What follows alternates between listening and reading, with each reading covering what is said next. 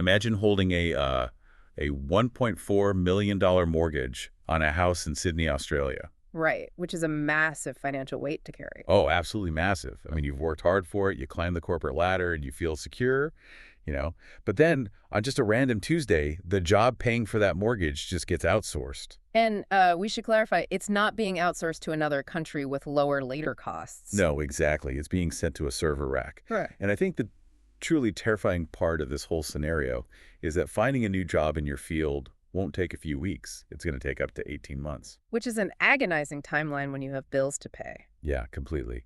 So welcome to the deep dive. The date is March 2026, and the theoretical anxiety about artificial intelligence taking white-collar jobs, yeah, it's no longer theoretical. No, it's happening right now. The economic ground is like fundamentally shifting beneath our feet. It really is. And our mission today is to dive into some urgent news source material. We've got a white paper and a major press release from EON AI Ventures. Right, which is a company built by the leadership team over at EON Reality. Exactly.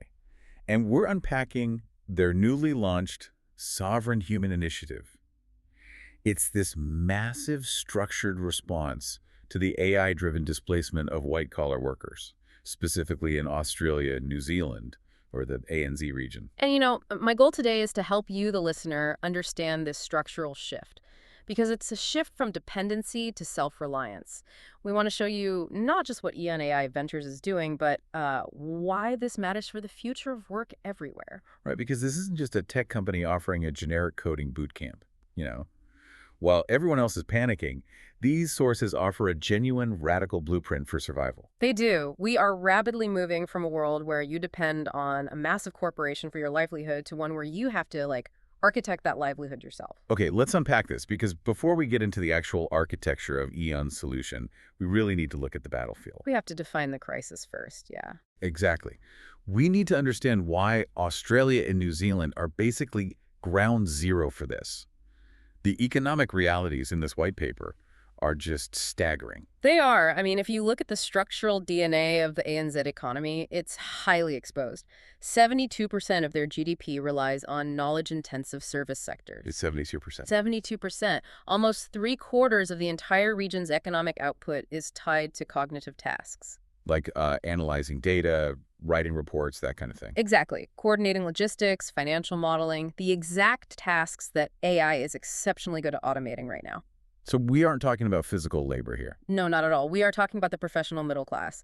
The data points out that there are 450,000 Australians employed in financial services alone. Wow, just in finance. Just in finance. And when you factor in the Anthropic Economic Index, which measures how exposed different professions are to large language models, the numbers are really alarming. Yeah, the white paper mentioned occupations like programmers, financial analysts, customer service reps.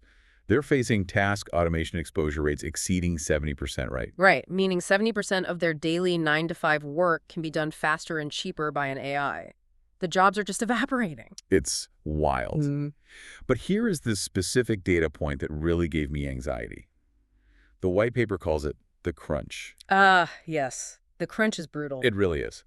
It says the average transition time for a displaced white-collar worker to find a comparable job is 12 to 18 months. Right. Put that against the median house price in Sydney, which is AUD 1.4 million. That's over 8 times the average household income. What's fascinating here is how the white paper connects those two seemingly separate indicators. We aren't just looking at temporary job loss. No, it's a systemic threat, right? Exactly. It's the convergence of multiple crises. Imagine a highly paid financial analyst who gets automated away. They face a 1.5 years of zero income. While trying to pay a massive mortgage. While paying that mortgage, exactly. They burn through their savings, they default on the house, and it destroys their superannuation. Oh, let's clarify superannuation for a second, just so everyone is on the same page. That's Australia's mandatory retirement savings system. Right, the employer contributes to it. So if you aren't earning an income, your employer isn't contributing, your future compound interest is basically wiped out. Exactly. The compounding stops, the savings drain. It becomes a macroeconomic disaster if this happens across that whole 450,000 person sector. It makes me think of a high-stakes game of musical chairs. Oh, I like that analogy. Yeah, like the chairs are these massive $1 million mortgages that need a huge influx of cash every month. And the music represents these traditional secure service jobs. And suddenly the music is stopping. Exactly, the music stops. And if it takes you 18 months to find a new chair, the math just doesn't work. I mean, how does a year-and-a-half gap not completely break the traditional middle-class model? It shatters it completely. The housing market would collapse under defaults, consumer spending vanishes.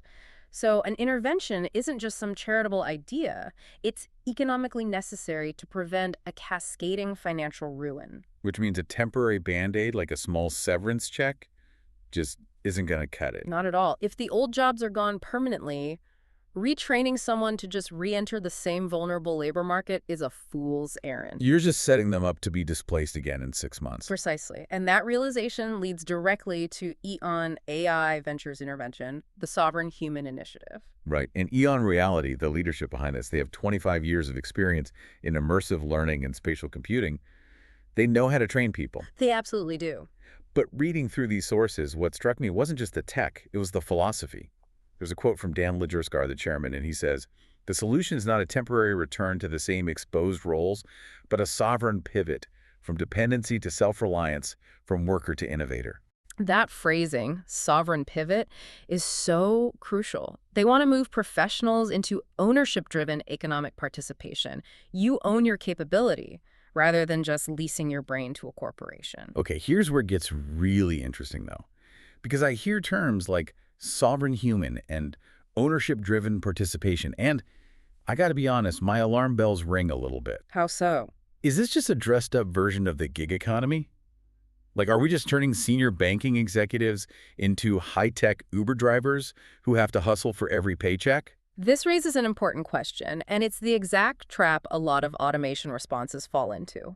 Standard gig work is essentially micro-dependency. Right, you're dependent on an algorithm. Exactly. You don't own the client relationship or the system.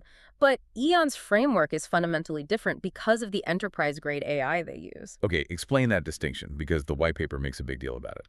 Generic AI, like the consumer tools you or I might use to draft an email, delivers about 80% quality. That's fine for low-stakes stuff. But EON's platforms, their enterprise AI platform and virtual campus, are built for high-stakes environments where 100% precision matters. Because if you make a 20% error in a financial compliance audit, You face massive legal liability. yeah, you can't just say, oops, the AI hallucinated. Exactly.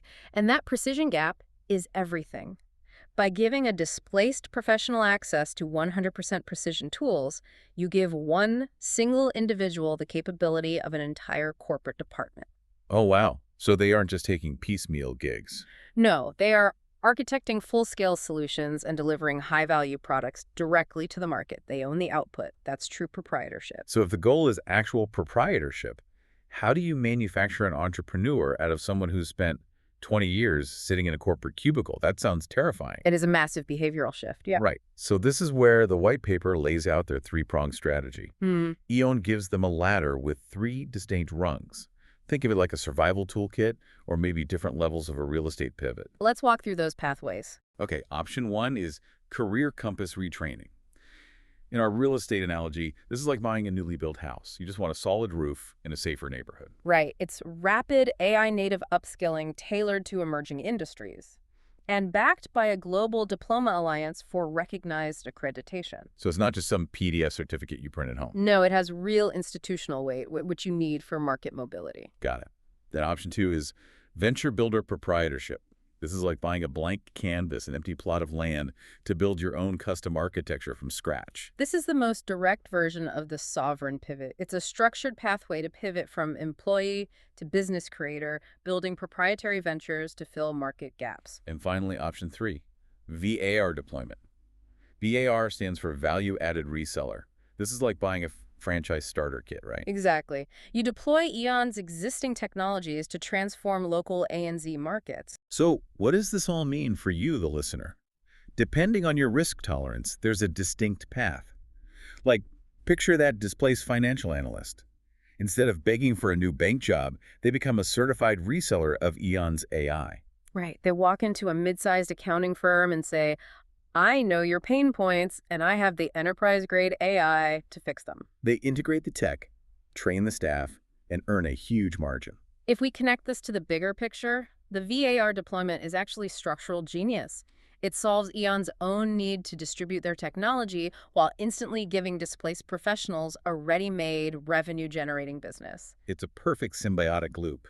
EON gets an expert distribution network, and the workers get a high-margin business in a box. They leverage the exact technology that displaced them to build their own wealth. It's brilliant. It sounds incredibly empowering. But let's bring this back down to earth for a second. Back to that terrified financial analyst staring at $1 million mortgage. Right, the timeline issue. Yeah, because all these pathways take time. You don't just wake up on a Wednesday, having never sold software, and instantly close a massive B2B deal. How do they actually survive the pivot? The white paper addresses this directly. They call it the 90-day income bridge. Okay, temporary financial continuity to stabilize them. Ensure they don't suffer wealth destruction while upskilling. Okay. Exactly. And they pair it with AI native curriculum delivery to drastically accelerate the time to competency. And they're rolling this out to high displacement sectors, first finance, admin, mining analytics, hoping to reach tens of thousands by 2027. But I have to push back here. Go for it. We established that traditional transitions take 12 to 18 months. Is a 90-day timeline truly enough time to completely reinvent a career? Or is this overly ambitious marketing hype? It is incredibly aggressive. But to understand how it's possible, you have to look at how EON trains people. Remember their 25 years in immersive learning. Yeah. The curriculum isn't a massive stack of PDFs or static videos. So you aren't just reading a 500-page manual on AI integration. Right. Think of it like learning to fly a commercial airliner. Traditional retraining is like reading the manual for 18 months and hoping you don't crash the real plane. Sounds terrifying. But EON's AI native approach is like putting you directly into a hyper-realistic flight simulator on day one. The AI acts as a dedicated one-on-one tutor, correcting your mistakes in real time. Oh, that makes sense. You're building muscle memory in a high-fidelity sandbox. Exactly. Cognitive science shows immersive experiential learning compresses the time to competency dramatically. So that 90-day speed isn't just a convenient feature, it is the critical linchpin of the whole initiative. Right, because if the bridge runs out before they're competent, the system fails. Exactly. The training has to aggressively outpace the economic decay of their bank account. Wow. Zooming out and looking at this whole journey today. Yeah. It's wild. We started with the terrifying reality of 72% economic AI exposure. The panic of the 18-month gap. And we moved into this proactive, empowering stance. EON isn't lobbying for temporary government subsidies or universal basic income. They are trying to rewrite the economic contract entirely. It really asks a profound question of you, the listener. Are you sitting in an exposed, dependency-based role right now, just waiting for the music to stop? Or are you building your own sovereign capability? Are you commanding the AI or just hoping it ignores you? As you reflect on that, I want to leave you with one final, kind of deeply ironic thought to mull over. Oh, ready? EON plans to turn tens of thousands of displaced corporate workers into self-reliant, AI-empowered entrepreneurs by 2027.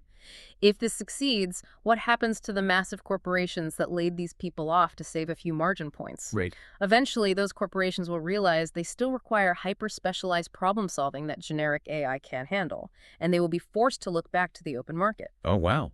Will they have to buy those critical services back from their former employees? Exactly, the ultimate boomerang effect. But this time, they won't get that talent at a static, undervalued salary. They will have to buy it at a premium, on a B2B contract, negotiated entirely on the new sovereign employee's terms. That is the ultimate irony.